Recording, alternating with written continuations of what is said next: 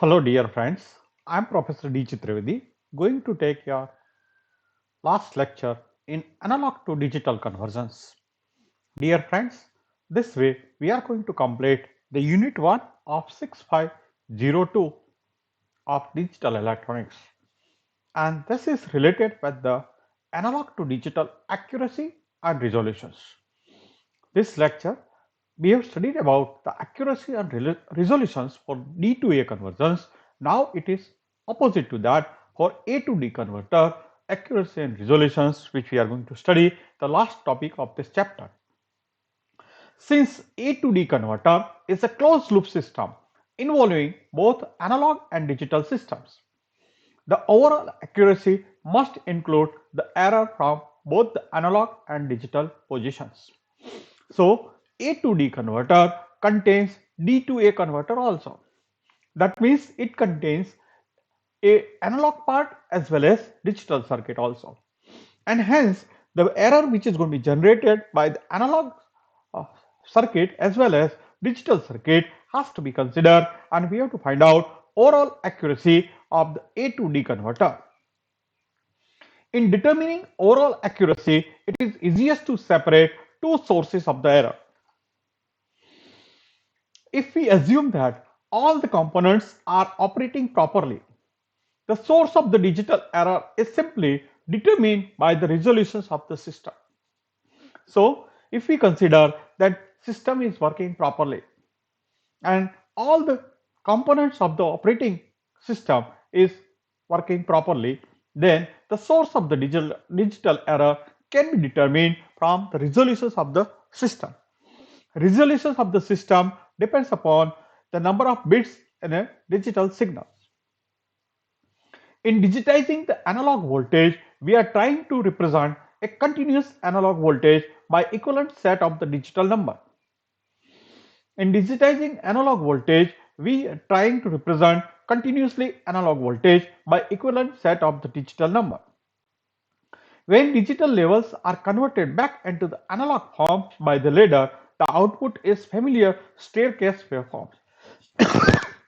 So if we consider that analog input voltage signal is a sine wave, which is supposed to be a continuously rising signal is going to be there with respect to time and continuously changing its amplitude without any zigzag nature. But when this signal is going to be converted into the digital forms, then it is like a staircase waveform is going to be there. So from the digital signal, again if you convert into the analog signal, that means that error is going to be generated. And this error can be reduced if the resolutions of this system is going to be higher and higher. The number of steps will be more, and the difference between the two step voltage is going to be reduced, and it will be taking almost the path of the continuous signal, and that way the error can be reduced by increasing the resolutions of A to D converter. This waveform is representation of the input voltage, but it's certainly not a continuous signal. It is in fact a discontinuous signal composed of number of discrete steps.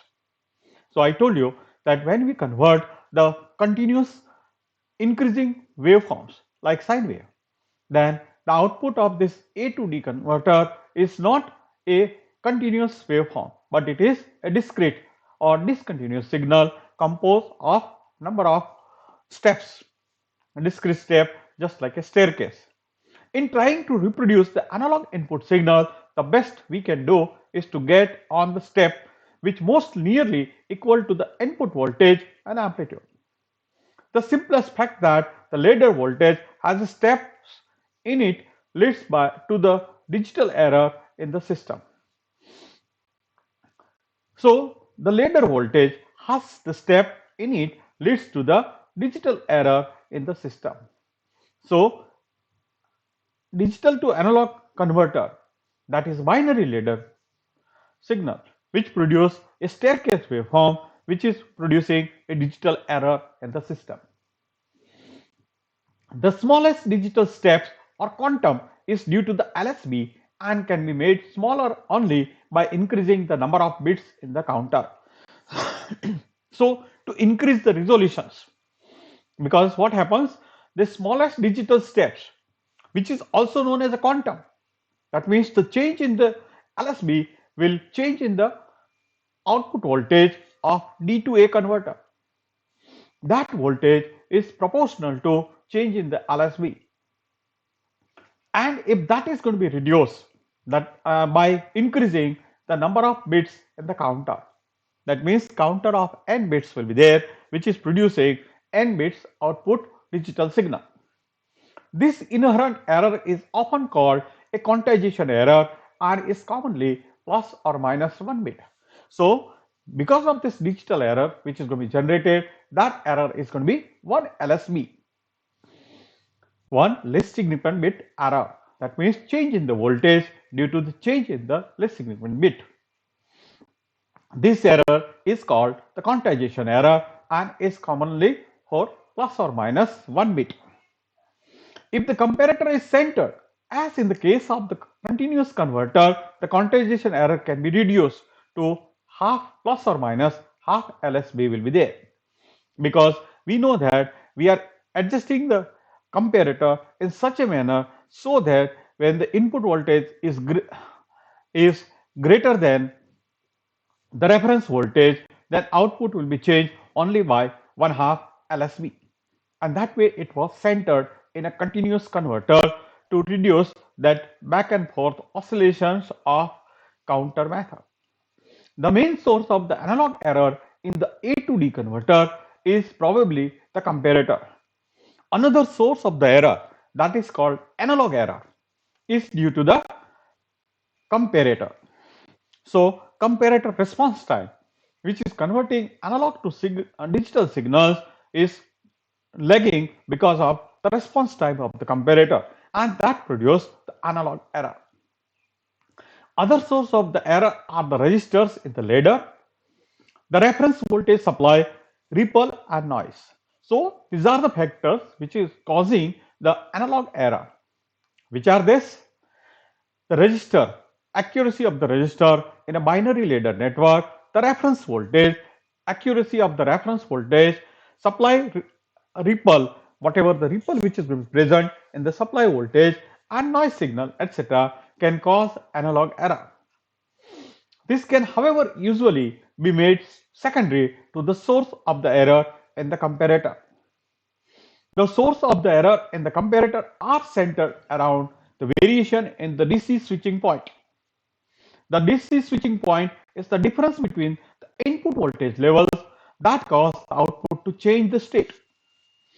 So DC switching point is nothing but the difference between the applied analog input voltage, which is supposed to be digitized, and the reference voltage. So at what minimum difference of this voltage, output of the comparator will switch, and that is called DC switching point, is the difference between input voltage level that cause output to change the state. Variation in switching are due primarily to the offset, gain and linearity of the amplifier used in the comparator. So normally comparator is, you know that it is 741 or such kind of comparators are there, which is primarily having offset voltage, the gain of the amplifier and linearity of the amplifier, which are actually responsible for the switching time of the comparator. This parameter usually vary slightly with input voltage levels and quite often with the temperature. These are the parameters which is depending upon the temperature of that time. So they are temperature dependent parameter, offset voltage, gain and linearity of the amplifier.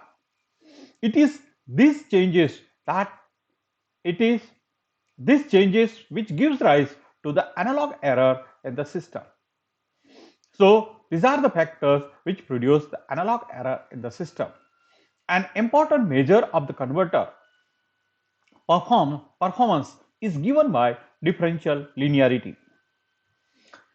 Differential linearity is a measure of the variation in the voltage step size that causes the converter to change from one state to the next state.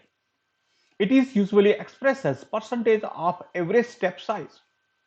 This performance characteristic is also a function of conversion method and is best for the converter having a counter that is going to be count continuously. So the differential linearity is also very important and is a measure of variation in the voltage step size that causes the converter to change from one state to the next state. And this is best for counter method because in a counter method it is advancing only in a one direction only. The counter type and continuous type of converter usually have the better differential linearity than do with the successive approximation type converters. This is true since the ladder voltage is always approaching the analog voltage from same direction in one case. That means in a counter method or continuous method, the counter is advancing in one direction only. Either it is advancing in count up direction or it is advancing in a count down direction, and hence that is a linearity error is differential linearity is going to be better for continuous type and counter type converter compared to successive approximation type converter.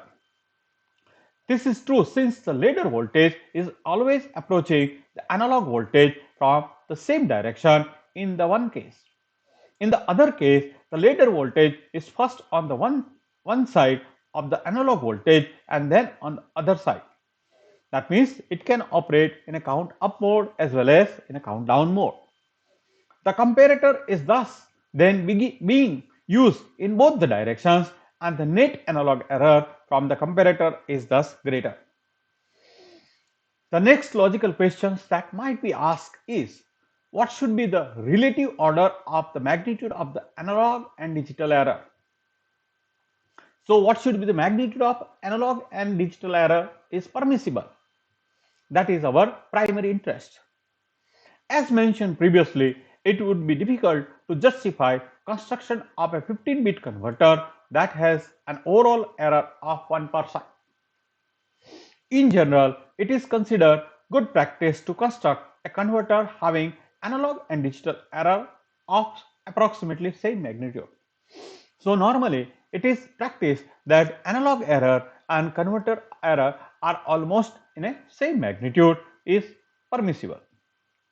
And that is the best way we can utilize the A to D converter.